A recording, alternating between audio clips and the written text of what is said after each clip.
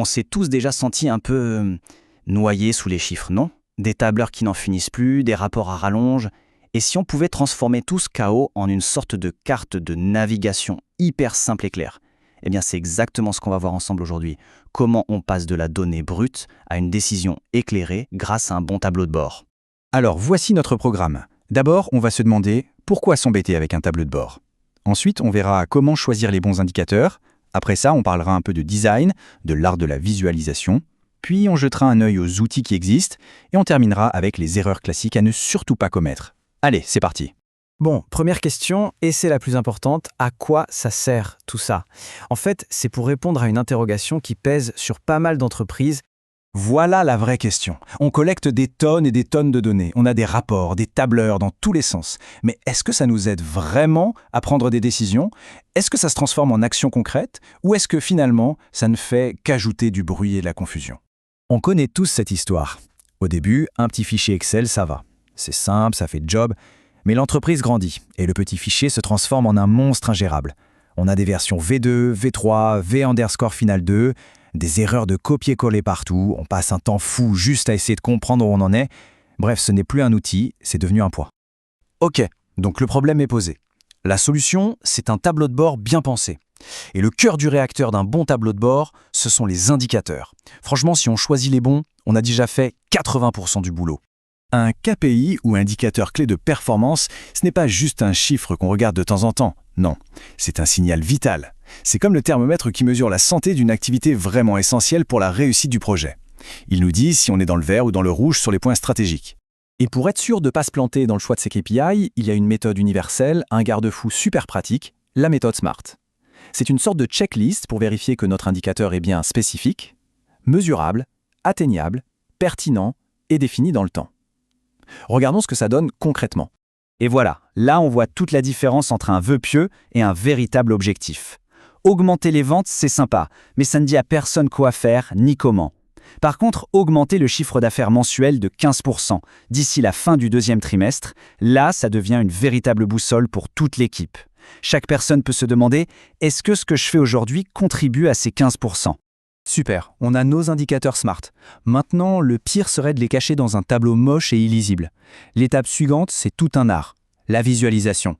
Comment on fait pour que les chiffres nous parlent, en un seul clin d'œil? Alors là, une règle d'or, vraiment.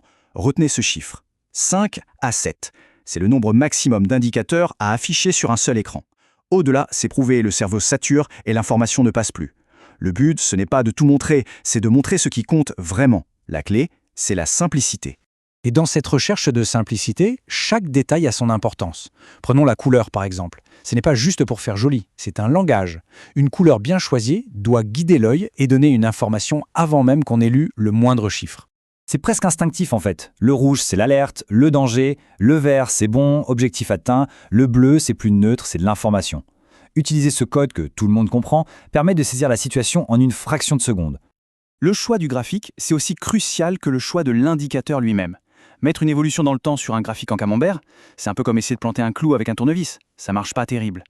Chaque graphique a sa force. La courbe pour suivre une évolution, les barres pour comparer, le camembert pour voir des proportions, et la jauge pour voir où on en est par rapport à un objectif. Voilà le test ultime, le juge de paix. Un bon tableau de bord, ça n'a pas besoin de mode d'emploi. L'info essentielle doit sauter aux yeux. Si on a besoin de l'expliquer, c'est qu'il faut revoir la copie, simplifier encore et encore. Ok, on a les concepts, les règles de design, il nous manque plus que la caisse à outils. Alors concrètement, avec quoi on construit ces fameux tableaux de bord? D'un côté, on a les poids lourds du secteur, les grands outils de ce qu'on appelle la business intelligence, des noms comme Power BI ou Tableau. Ils sont hyper puissants, ils peuvent se connecter à quasiment n'importe quelle source de données et permettre des analyses très très fines.